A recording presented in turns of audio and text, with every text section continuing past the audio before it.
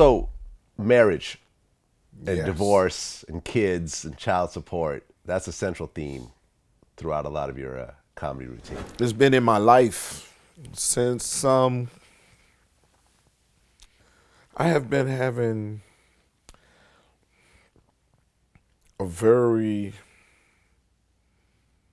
hard relationship with women. From my mother all the way down to the women in my life.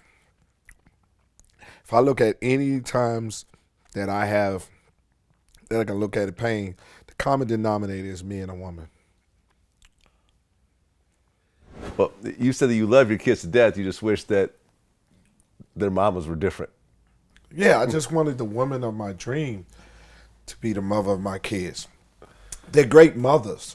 What I meant by that was I was not the man of their dreams. They have told me that many a times. Okay. And nor were they the woman of my dreams. We was two people that fell in love and found out we was all right, but we wasn't right. And in that process of coming to that conclusion that I wasn't right and they wasn't right, but we was all right, we made a permanent bond. A baby. Right. Right. And I always dreamed that the woman of my dream would be the mother of my kid, not somebody that we was just all right with. So that's the essence of the joke. That's why I always never understand why I don't know about no other men's baby mother, but why minds are so angry with me when we both agree that we wasn't right for each other. So where's the hurt from? Where's the distance from? We co-parent and just appreciate the great thing that we did together, which we have great kids, and live on that and move on with our lives. Well, your ex-wife, Robin Goings, Yes. she actually did an interview on Comedy Hype. Yes. You saw it? Oh, yes, I did. I posted it on my site. Oh, you actually posted it yourself? Yeah, Okay. because my attitude was, I never watched it, but I posted because I didn't have to watch it because I know what happened. And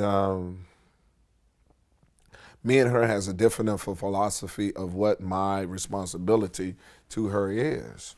And mine is once I divorced you, my only responsibility is to take care of my son and not take care of you. Your situation and your independence and your survival, you're responsible for, not me.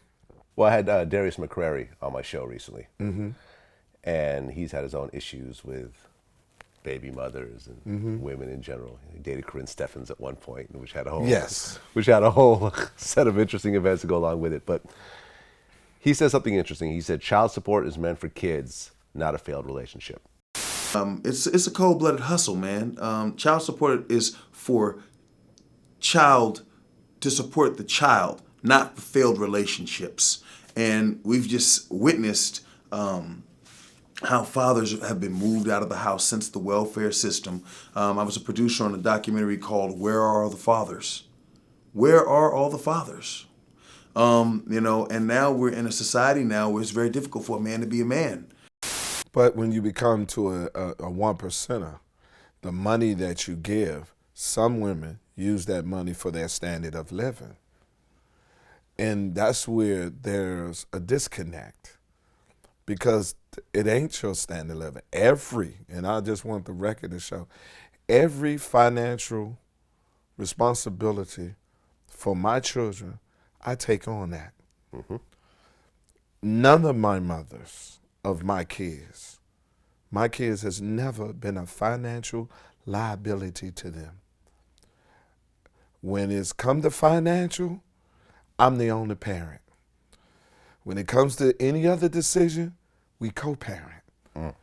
But when it comes to their financial needs with anyone, from cars, school, relocation, family trips, I bear that responsibility and I welcome it.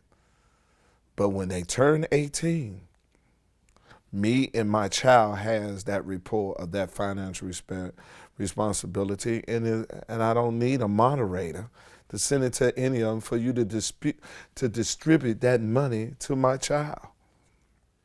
Well, in the interview, she said because you had paid off your child support a little bit early, that she felt she was about to be homeless along with your son.